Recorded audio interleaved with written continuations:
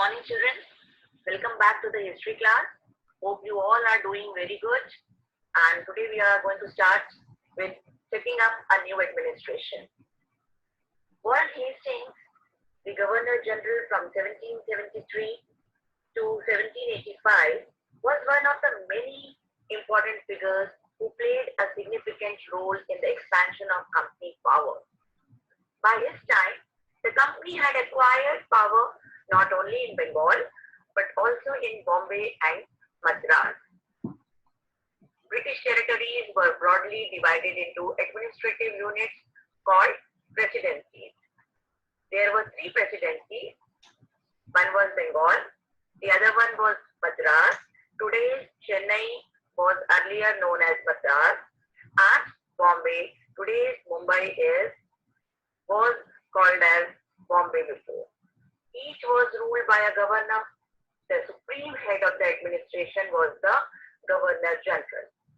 Warren Hastings, the first Governor General, introduced several administrative reforms, notably in the field of justice. From 1772, a new system of justice was established. Each district was to have two codes: a criminal code, which was known as Faujdari Adalat in Hindi, and a civil code. In Hindi, it was called as Diwani Adalat.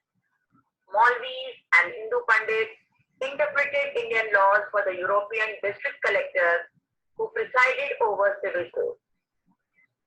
The criminal courts were still under a Qazi and a Mufti, but under the supervision of the collector. Now, who all are Qazis? A judge was known as Qazi that time, and Mufti, a jurist of the Muslim community, responsible for expounding the law that the Qazi would administer. Means whatever the laws are being made by Qazi for the Muslim community, those laws to implement in the Muslim society was the work of Mufti. They were the jurists. Okay? A major problem was that the Brahmin Pandits gave different interpretations of local laws based on different schools of the Dharma Shastra. To bring about uniformity, in 1775, 11 Pandits were asked to compile a digest of Hindu laws.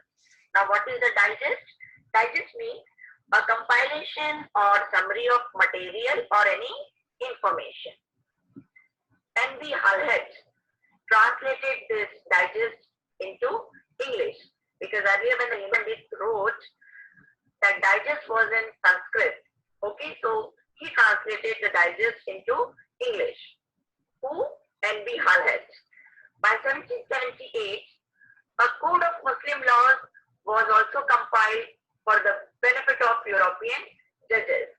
Under the Regulating Act of 1773, a new Supreme Court was established. While the Court of Appeal, the Southern Nizamat Adalat, was also set up at Calcutta.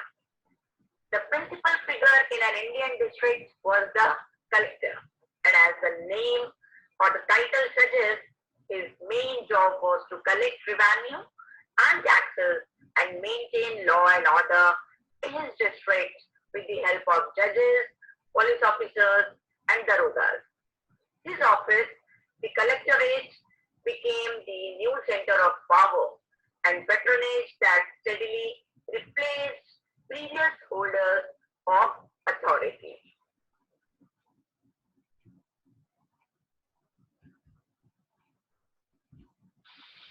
The Britishers were done with the annexation and the administration of the Indian territories. Now they felt the need of an army, the company army.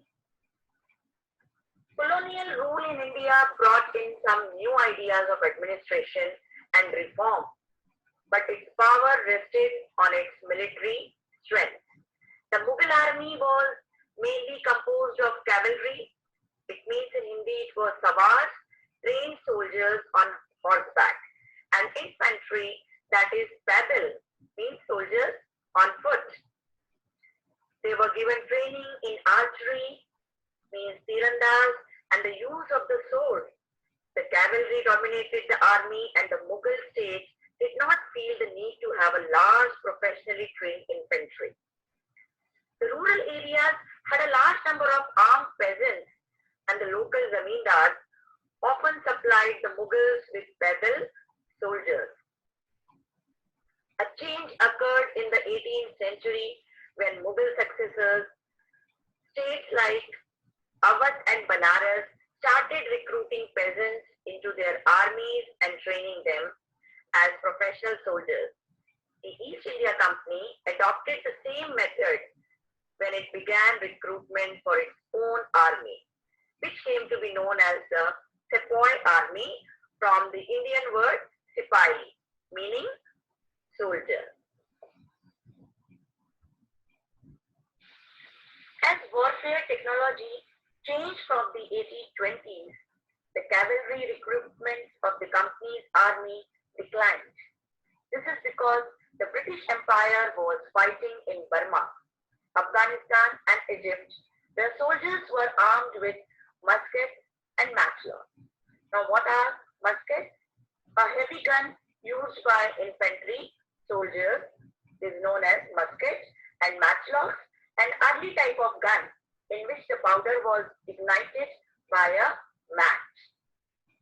The soldiers of the company's army had to keep pace with changing military recruitment, and its infantry regiments now became more important. In the early 19th century, the British began to develop a uniform military culture. Soldiers were increasingly subjected to European-style training, drill, and discipline that regulated their life far more than before. Often this created problems since caste and community feelings were ignored in building a force of professional soldiers. Could individuals so easily give up their caste and religious feelings? Just think and discuss it with your parents.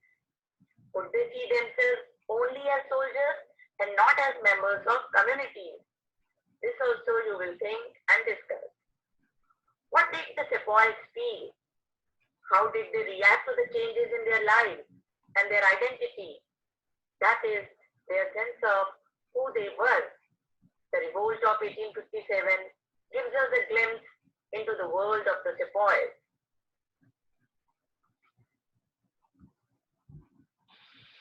Now, look at the picture of Sawar.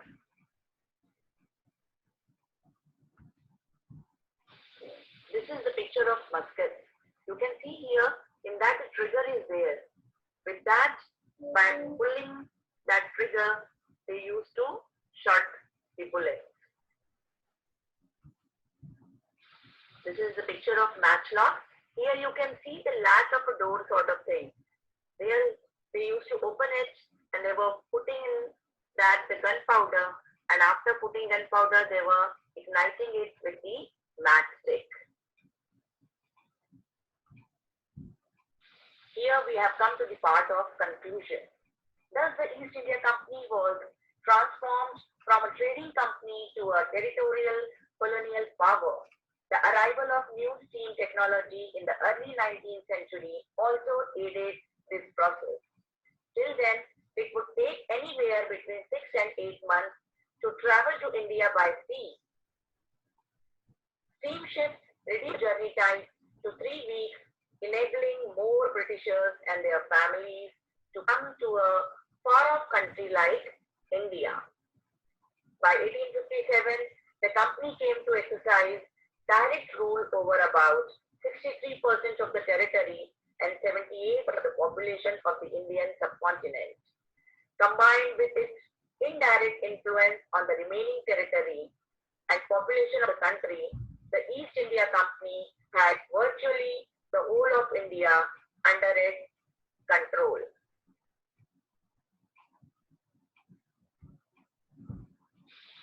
Children, on the remaining slides, there are few question answers which you will write in your notebook. I have given some questions in your worksheet also, which you can take it as a question bank question.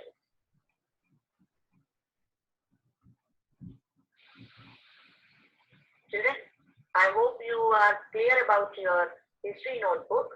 As in the geography worksheet, I have tried to make you clear that you have to take a register if you have it and divide it into two, one side for geography and the other for half remaining side will be for history or vice versa. Okay, but if you don't have it, don't worry. You can even maintain a small notebook for your history subject and a small one for geography. Thank you.